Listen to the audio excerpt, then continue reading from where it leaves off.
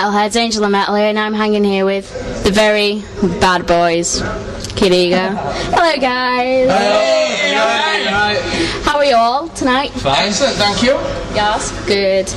So, for everybody who's new to Kid Ego, can we go around, tell us who you are and what you do? Alright, I'm Phil, I'm rhythm guitarist. I'm Nicky Miller, I play drums. I'm Zach, I make noises with my mouth. I play the most important instrument in the band, the lead guitar. He normally says that. There's definitely no way the lead guitar's more important, not when I'm the bass player, definitely not. The bass guitar. That's Rookie, by the way. See where the ego fits Yeah. into the name now. Yeah, I was joking, by the way, just going to think I'm a knobhead. You are not. So how did the band form? Who would like to answer that? None of us wanted to work in supermarkets the rest of our lives, so we supermarkets and call centres and things like that, and it started with 2.5 years ago. Me and Zach started jamming, and No, we didn't. That's a lie. We didn't. Me and Rookie started getting high and watching old Guns N' Roses videos, and the more and more sort of high and drunk we got, the more we just used to fantasise about being in a band. And then we realised, yeah, we realised we're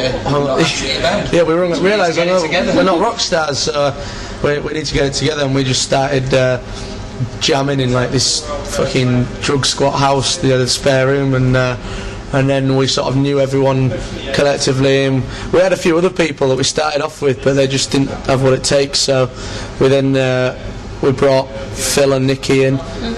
We knew Nicky because Rookie used to go skating with him. We knew Phil because we used to get battered with him, and then we poached Birdie from another band because he was really good. He's got very good hair. You can condition it. do I? Yeah, do I did today, yesterday actually. Yeah. Thank you very much. Panten, if you're watching. I need all the Sponsored. Can I just say, Birdie never showers on tour. That's bullshit. We all know who the smelliest one in the band is, and it's definitely not me. When you first started out, you got like excellent like reviews and stuff like that. Did you expect it? That's so good. Did you expect it to take off so quickly like that? It's been pretty mad, hasn't it? Really? Yeah, it has. No, I don't think any of us expected it to go. No, I think there's a sort of hunger for more sort of big shows again. Yeah. I think people get in recent times. There's been a lot of shows which have just been a bit like, oh, I'll play my guitar, and like it's sort of, and people just get a bit bored of you spending money. You want to be entertained, so like we just like to chuck ourselves around and have a good time, and people seem to enjoy that. You know, it's like the old style rock show like what they used to do in back in the 60s and 70s. Have fun, really. Yeah, have fun, and hopefully the people in the crowd will have fun with us. Yeah. And we get the money's worth. But we certainly didn't expect to. I mean, obviously, we've been a new band when we first started gigging. We didn't expect like really good reviews. We expected to be all these 80s wannabe boys with long hair and dressed in leather, and it wasn't like that, and we weren't trying to be too much like that, but so it was really welcoming. And you get the odd twat that writes a lot of bollocks and doesn't know what he's talking about, but that's exactly what we do. Just like Nick says, if anyone pisses us off, we write a song about them, because at the end of the day that's how we get our anger out, and we don't worry about it, because at the end of the day we love what we do. Our true fans love what we do. We always try and progress and try new things and stuff, but we love it. So why stop for anybody that writes anything bad? Which is very rare, to be honest. But we're very lucky. Yeah. Cross fingers.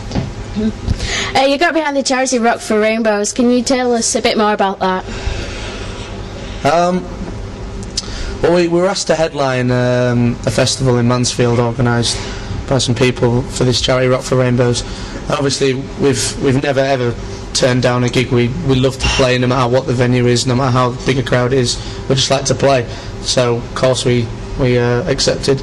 And then we sort of thought, well, let's find out a bit more about what the charity is about. And we learnt that it was for like a children's hospice where they deal with terminally ill children, and they're trying to raise money to build a new building where these kids and their families can go and enjoy the things in life that we live for, like music and film and entertainment. Listen to rock and roll. Well, there you go. Hour in the morning. Yeah, and these kids can't do that, and we figured, what would we do without that in our lives? And I probably, I don't know, I couldn't Probably imagine got it. down dead. Yeah, so it was. So then it became really important to us. So upon that, that's when we thought to ourselves, well, surely we could do a bit more than just headline a gig. So we just come back from having a bit of a break over Christmas. We come back into our studio at Nicky's house, and we started jamming, you know, and we played some covers for fun, get back into the swing of it. And we said, let's record a cover for the charity, for the, you know, it's a charity single, and it turned out really well because we got to sing with Nazareth, which was really Legends. awesome. They were awesome guys. Really good. So that's Really old though. By the way, Dan and Pete, if you're watching this, I think I don't have that same opinion. I think you. I tell you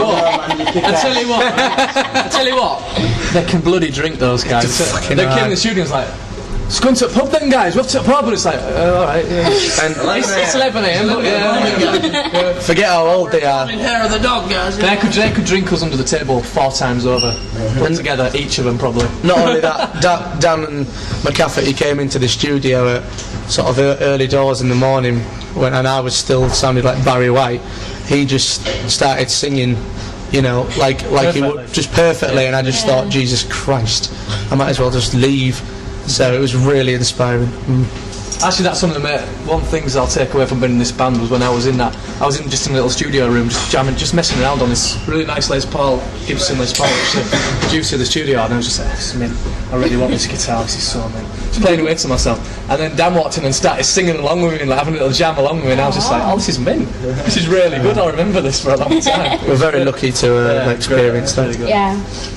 You've just come off for European tour. Have you got any tales to tell? Have to say that Well, I don't know. You Can I have individual answers? I want to hear everybody. I fell asleep in the street, didn't I? I mean, I'll tell you what. Non alcohol. well, I'll tell you what, I can't really remember it. Here's a funny story.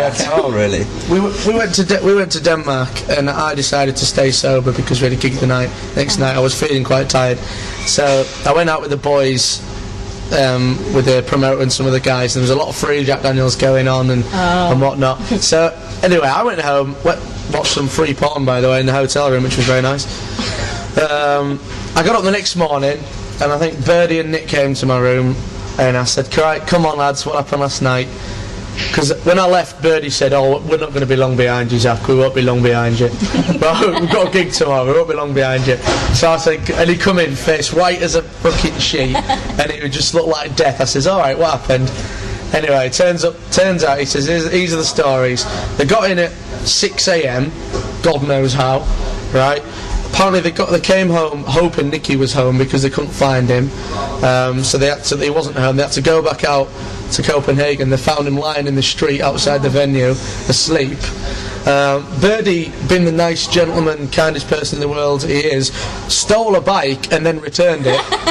No, it was about 4 bikes. About 4. Yeah. I put them back. Everyone was put back where it was. Just confused. But they don't lock them up so you can have a Tell you little what, lap around. Denmark, I'm telling you now, Denmark is a mint place. Just like people, everyone was so friendly, everyone took us in, fed us, made sure we got home and not just fell, made sure we got drunk, and then made sure we got home and didn't pass out on the street. But Great you can atmosphere. leave your bike in the street and don't get nicked. So I found that was totally amazing. So Birdie nicked it. I didn't nick it, I put them back, didn't I? They're all back where they were found.